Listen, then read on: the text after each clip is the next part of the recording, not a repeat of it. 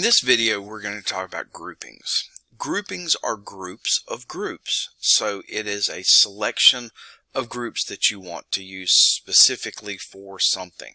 So if we look at this course, I have a number of students in here. Each student is in a group. Some students are in more than one group. Some students are in 3 groups. So this student here is group B and paper 4. This student is group C, paper 3, and group red. So if I want to use these for an assignment, I have to tell AsULearn which set of groups am I using.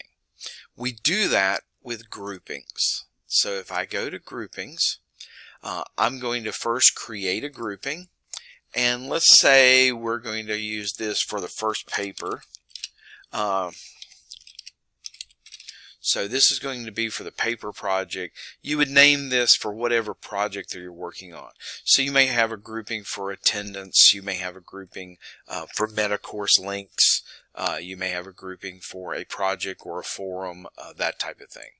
So we're going to save changes, and we're going to come in here and edit what groups are involved in that. And that's that little icon with the picture. So I'm going to say paper 1, 2, and 3. I'm just using the shift key here to select all of them. And so now AsULearn knows if I use the grouping paper project, then it is these 4 groups, ignoring the membership of these groups and only looking at these 4. So anywhere that you see groupings, if I use paper project, then paper 1, 2, 3, and 4, those 4 groups will be used, and the membership in other groups will have no effect on it.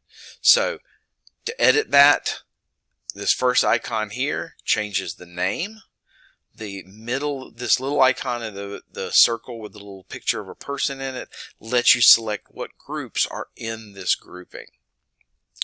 So if I go to the course and I go to settings and I say groups, I'm going to say separate groups.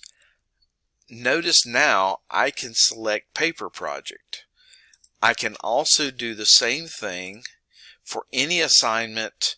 If I turn editing on and go to any assignment and go down to common module settings, and we say group mode, separate groups, and now we get this grouping option. So I could define this for only the groups within paper project or any grouping that I create.